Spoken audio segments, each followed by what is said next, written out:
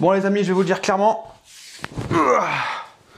Aujourd'hui, je suis chaud bouillant. Oui, comme vous pouvez le voir, je porte des lunettes parce que je sors d'un petit marathon de 6 épisodes d'un animé qui m'a vraiment ébloui. Bon, 6 épisodes pour certains d'entre vous, c'est pas grand chose, hein, mais moi qui n'ai pas l'habitude de regarder des animés, et en plus moi souvent quand je recommence à regarder des animés, je suis tellement lent que j'arrête en cours parce que je m'auto-exaspère en fait, je me trouve trop lent.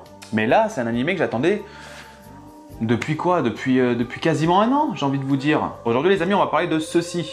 Saint Seiya. Sauf qu'on va pas parler de ce manga en particulier, hein, puisqu'on va parler du remake que Netflix a fait. Il y a 6 épisodes qui sont sortis, donc je viens juste de me sortir la tête de l'écran parce que j'ai enchaîné en fait les 6 épisodes, hein, j'étais chaud bouillant, j'étais vraiment motivé pour le regarder. Et donc aujourd'hui un petit peu on va voir si Netflix fait honneur à cette série qui est emblématique, que tout le monde connaît, je pense, au moins de nom. Je l'espère que tout le monde connaît parce que sinon il y a un petit problème quand même. On va voir si Netflix fait honneur à cette série qui est emblématique, qui est culte, que l'on aime ou que l'on n'aime pas. De manière, Saint Seiya, c'est culte. C'est du même... Oui, on peut dire que c'est du même acabit peut-être que Dragon Ball. Bon, alors, le principe des remakes, logiquement, c'est de s'inspirer de l'œuvre originale et voilà, de faire quelques petites différences, quelques petits changements. Mais globalement... c'est prendre la base originale et le refaire, mais avec des graphismes différents, éventuellement avec des personnages un petit peu différents, mais ça doit quand même rester logiquement assez fidèle à l'œuvre originale. Logiquement, hein, j'insiste bien sur le logiquement. Bon alors, ce remake, y a tellement de choses à dire en fait que je ne sais pas vraiment par quoi commencer. Bon, en gros, les Chevaliers du Zodiac, je ne vais pas vous récapituler l'histoire des Chevaliers du Zodiac, je pense que beaucoup déjà la connaissent. En gros, c'est des orphelins qui ont des pouvoirs, qui sont envoyés dans différents endroits, afin de s'entraîner, afin d'obtenir une armure de bronze. Pourquoi? Pour protéger Athéna. Parce qu'il faut protéger Athéna, c'est la déesse. Et il est annoncé qu'il y aura bientôt une guerre sainte contre différents dieux. Et donc du coup, il faut s'entraîner pour être prêt à pouvoir péter la gueule à différents dieux. Je vous ai résumé Saint Seiya quoi. C'est un peu plus complexe que ça, mais en gros, c'est à peu près ça. Saint Seiya, ça commence avec un tournoi intergalactique où tous les chevaliers ont obtenu leur armure de bronze et les chevaliers de bronze vont se mettre sur la gueule pour faire plaisir au public, pour rapporter un petit peu d'argent et pour que le monde entier voit à quel point les chevaliers d'Athéna sont puissants. Ça, c'est de base le début de Saint Seiya. Ce qui n'est pas du tout le cas dans ce remake, parce que dans ce remake, on voit en fait des gens qui parfois dans la rue sont repérés sur internet parce qu'ils ont fait un petit peu des trucs bizarres, ils ont fait un petit tremblement de terre, leurs mains sont devenues bleues, ils ont fait des petites attaques avec du ki, hein. Enfin, c'est du cosmos mais on dirait avec du ki. Du coup, il y a une entreprise, une société qui en fait recrute des chevaliers afin de protéger la réincarnation d'Athéna. Et nous on va justement voir Seiya. Seiya, il va être repéré sur internet sur une vidéo où on le voit, il se marave un petit peu avec des gars. Et il y a la société justement qui va voir que Seiya, waouh, bah, il a des pouvoirs. Et donc la société, elle va lui dire, tu as des pouvoirs, ça a l'air d'être plutôt cool. Du coup, tu vas aller en Grèce pour obtenir une armure, l'armure de Pégase, hein, donc. Et après, tu reviendras ici pour protéger Athéna. Voilà. Bon, Seiya, est-ce qu'on parle vite fait de Seiya? Seiya, en soi, moi, je le trouve plutôt fidèle. Au niveau du caractère, je le trouve plutôt fidèle. Seiya, il aime bien un petit peu faire le con de temps en temps, dans l'œuvre originale, hein, dans l'œuvre de base. Au début, on le voit sur un skate, il y en a beaucoup, sur Internet, ils se sont sentis offensés. Ils se sont dit, oh là là, ils ont américanisé Seiya. Il n'y a pas que les Américains qui font du skate, hein. Je le trouve assez fidèle, Seiya. Les graphismes, on y reviendra dessus un petit peu plus tard, parce que là, c'est autre chose. Mais le personnage de Seiya en tant que tel... bah, physiquement et même au niveau du comportement, au niveau du caractère, ma foi, je le trouve quand même assez fidèle. Bon, également concernant les différences qu'il y a déjà dès le début, il y en a parce qu'en fait, Seiya, avant de partir en Grèce pour prétendre à l'armure de Pégase, et ben en fait, il va être poursuivi. Sauf qu'il va pas être poursuivi par des chevaliers d'or, par des chevaliers noirs, il va être poursuivi par une organisation militaire. Voilà, qui en a en fait après la vie des chevaliers de bronze ou des futurs chevaliers de bronze, parce que ils veulent créer en fait eux des chevaliers noirs, hein, ils veulent créer des chevaliers en fait méchants en quelque sorte pour détruire Athéna, carrément, hein, ils se font pas chier. Avec ces chevaliers là, comme ça moi ils pourront se battre contre les différents dieux, donc en gros contre Poséidon et contre Hadès. Bon concrètement ça déjà ça va pas, on en reviendra un petit peu plus tard dessus, mais concrètement vraiment ça va pas du tout. Bon, Seiya, il part en Grèce, il va se battre contre Cassius. Vous savez, Cassius, c'est le gros costaud. Dans Saint Seiya de base, dans le manga et dans l'animé, c'était un combat qui était assez chaud. Parce que Seiya, il va faire pour la première fois les météores de Pégase, hein, les Pegasus Ryoseiken, qui sont bien stylés. Là, le combat, il est nul à chier. Hein.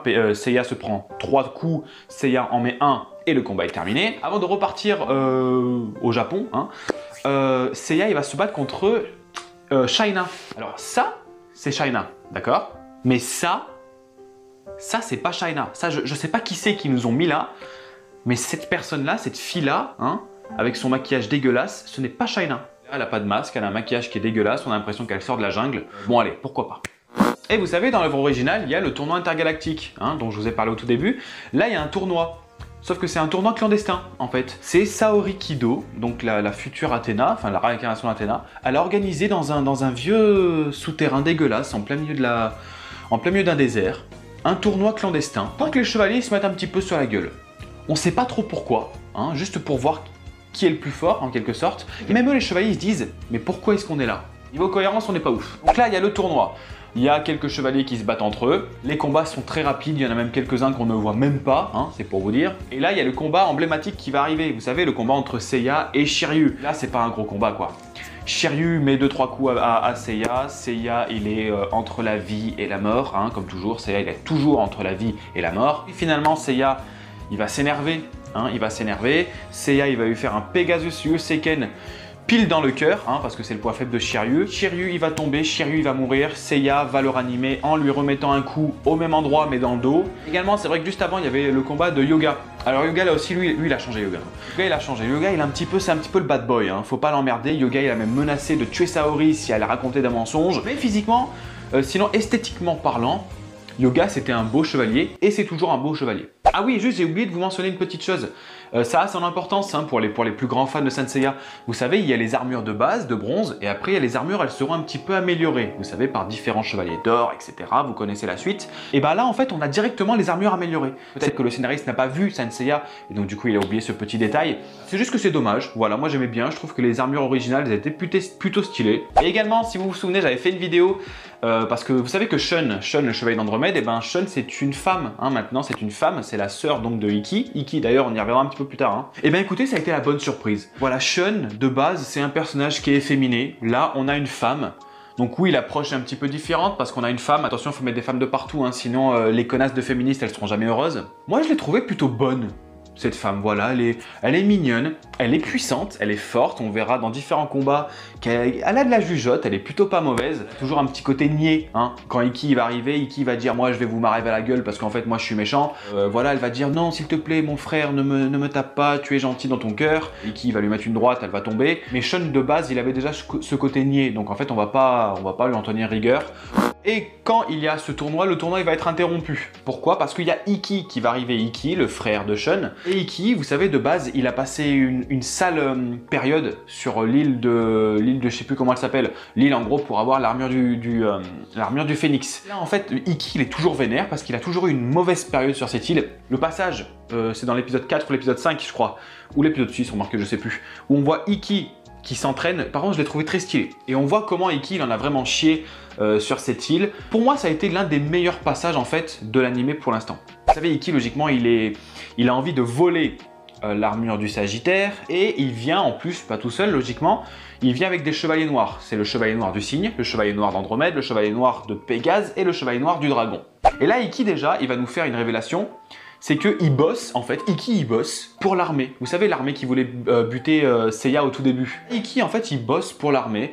Donc il bosse sans vraiment bosser, mais bon, il obéit à des ordres, donc il bosse pour eux. Voilà, Ikki, logiquement, je pense qu'il bosse pour personne. Déjà qu'Ikki, parfois, il a même pas envie de bosser pour Athéna, parce que ça lui casse les couilles. Là, en plus, bosser pour une armée, voilà, niveau crédibilité, encore, on n'est pas ouf. Ikki, sinon, après, il est fidèle à lui-même, il est un petit peu vénère, machin. Là, il y a le combat contre les chevaliers de bronze. Il n'y en a aucun qui arrive à le toucher, hein. Ils sont tous dégommés la gueule. Donc, en fait, qu'est-ce qu'on peut en tirer de tout ça? Déjà, tout va très vite.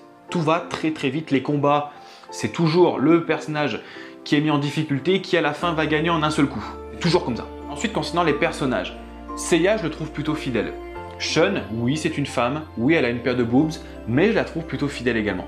Ikki, mis à part le fait qu'il va bosser pour l'armée, ça c'est un truc de fou. Voilà, il revient de son île de malade, là, il est énervé, il a envie de péter la gueule à tout le monde. C'est le Ikki qu'on connaît en fait. Du coup, pour quelqu'un qui ne connaît pas Saint Seiya, je pense qu'il ne s'est attaché en fait à aucun personnage. Éventuellement à Seiya, éventuellement à Shun parce qu'elle est mignonne. Donc comme je l'ai dit un petit peu avant, à part Yoga qui est vraiment le bad boy un petit peu au début, on sait pas trop ce qu'il veut faire.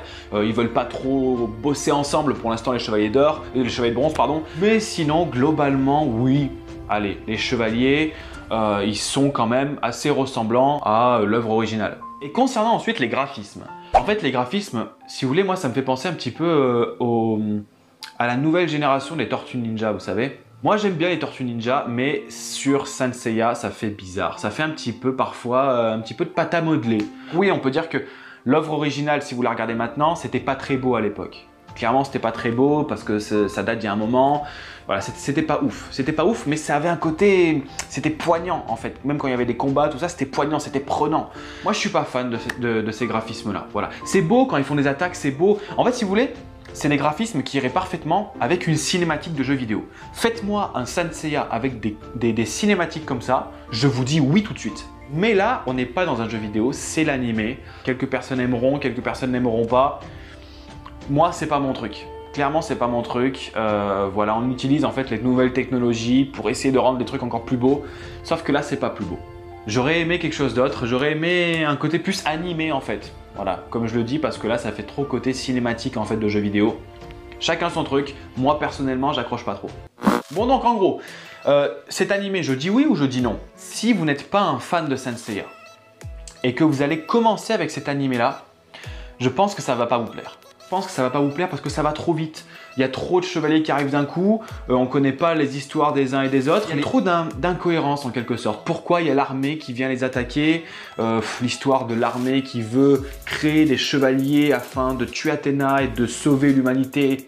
Non, pour moi ça tient pas la route, ça c'est pas intéressant. Fallait garder l'idée de l'œuvre originale, ça c'est pas intéressant. Si vous êtes nouveau et que vous allez découvrir Saint Seiya de par cet animé, je pense que vous n'allez pas aimer. Ensuite, si c'est le cas, dites-le moi dans les commentaires. Peut-être que je me trompe, j'espère même me tromper. Parce que j'espère que cet animé va relancer une certaine hype en fait avec Saint Seiya. Si vous êtes un fan de Saint Seiya, tout comme je le suis, que vous connaissez le manga et que vous connaissez l'œuvre originale, là, en fait, je pense qu'il faut faire un petit peu abstraction du manga sur certains points. Si vous oubliez le manga sur certains points, pourquoi pas? Si vous voulez être buté en fait et vous vous dites non, ça c'est pas comme l'œuvre originale, donc c'est pas bien, forcément, quoi qu'il arrive, vous serez déçu. Donc, est-ce que je m'attendais à mieux? Scénaristiquement parlant, je m'attendais à mieux. Ils ont changé des choses qui n'avaient pas besoin d'être changées. Ils ont apporté des points qui ne sont pas intéressants. Mais après, mine de rien, moi je connais les personnages. Hein, je connais les personnages et puis s'il y a une suite et tout ça, je connais les Chevaliers d'Or, c'est super intéressant. C'est un univers qui est vachement vaste. Saint Seiya. Moi, j'ai envie de continuer. Quoi qu'il arrive, je vais continuer parce que je suis un kikou de Saint Seiya, parce que je suis un kikou.